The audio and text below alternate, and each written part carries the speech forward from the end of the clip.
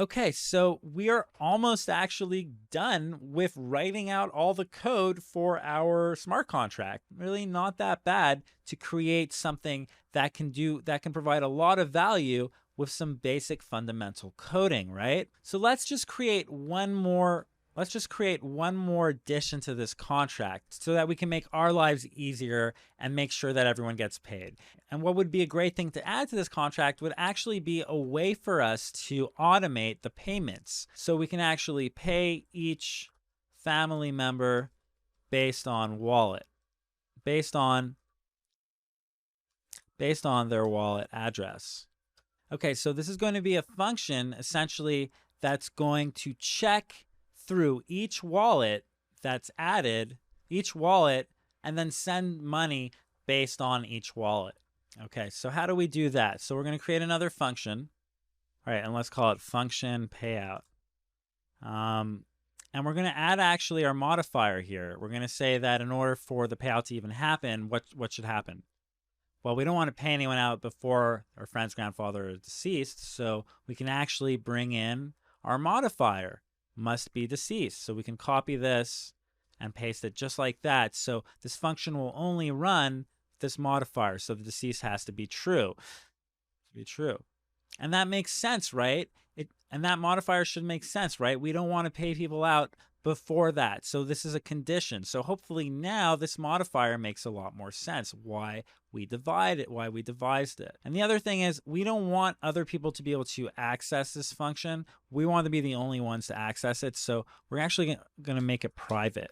This is not going to be public, okay? So we're going to set it to private. And now we have our function payout. And inside of here, what we're going to do is we're going to create a for loop. Now, what is a for loop? So a for loop in JavaScript, a for loop in Solidity, essentially, it's a way to iterate, to loop through something from start to finish where you set the parameters and conditions. So you can, a for loop,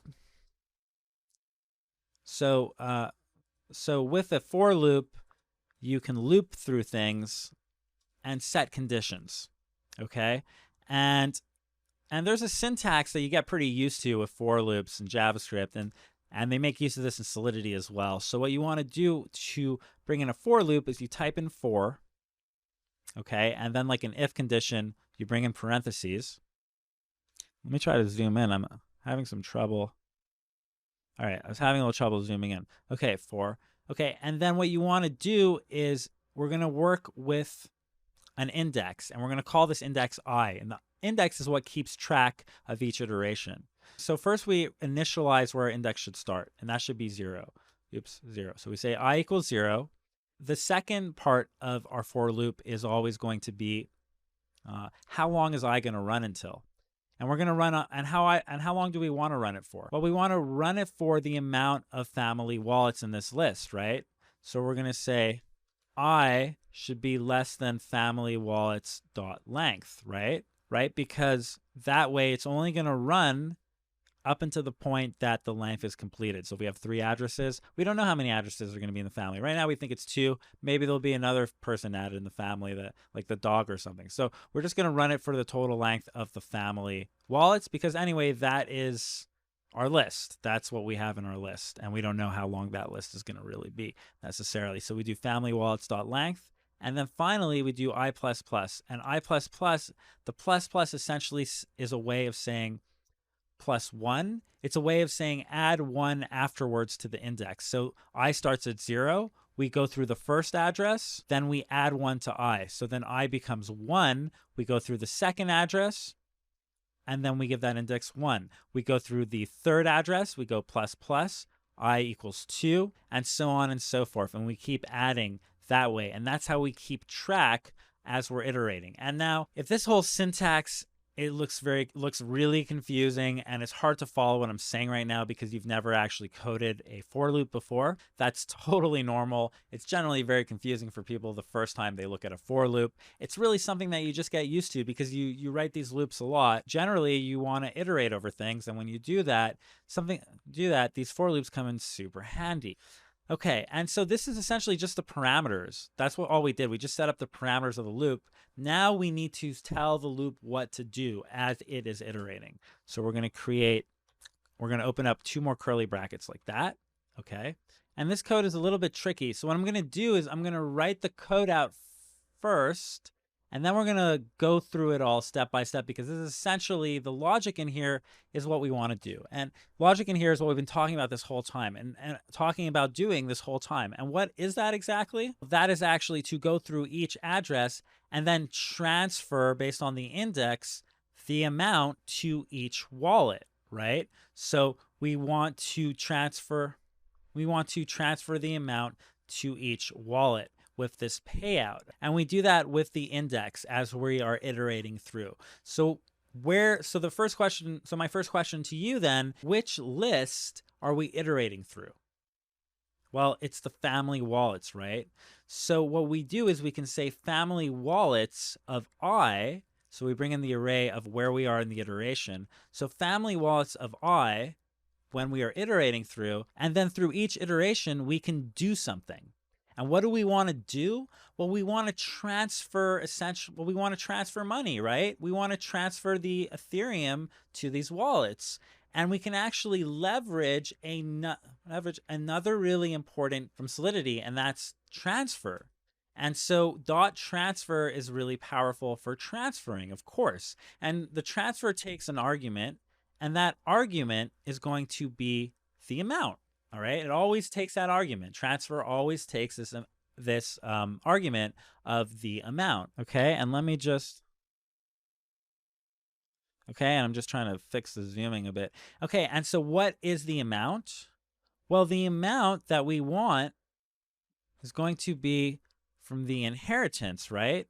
And it's going to be specifically the inheritance of what? Well, of our iteration of the family of wallets. So we want to transfer to our family wallets the inheritance of the family wallets of each index. So this line of code right here, what it's doing essentially is that it's transferring the funds from contract address to receiver address. And it does it pulling through the family wallets list.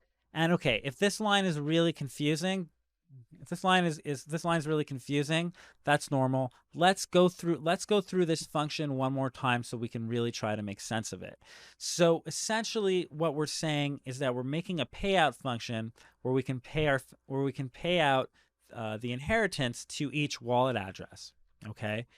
And then we say that it must be deceased, so our great-grandfather must be deceased. That's our modifier. And we create a loop. And our loop is just iterating. It starts at 0, and it goes through each wallet that's going to be inside here, okay? Now, in our set inheritance, remember, this is where we're keeping track of the amount of each wallet, right? We set our inheritance here, and we have it to the wallet, and we set it to the amount on our second argument. And this is going to make a lot more sense once we actually deploy it. But just try to visualize this if you can, okay? So what do we do when we're iterating? Well, what we say is that we transfer funds. So we're going to be looking at each family wallet, okay, at each index in our iteration of the family wallet, and then we're going to transfer an amount. And what amount are we going to be transferring? How do we find that amount? And our transfer is going to be the inheritance, right, what we're mapping through, so what our key store value is, so our address per thing, and we're setting the inheritance to each family wallet at the index where it is, okay?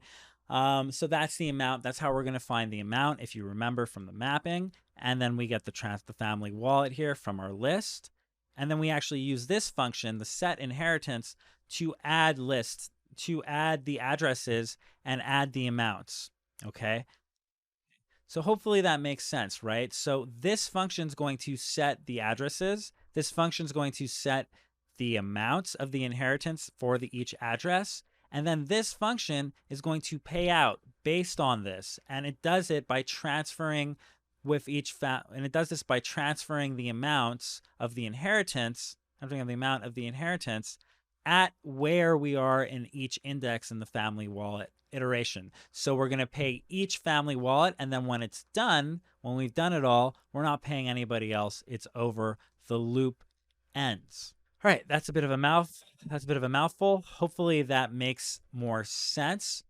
If not, it's okay. It's all right. You know, have a glass of water. But we're not done yet. We're going to actually see this puppy in action. So we're going to turn this, so we're going to set this smart contract, this theoretical smart contract, and deploy it, actually deploy it and run some transactions on it. And when we do that, we're going to recap.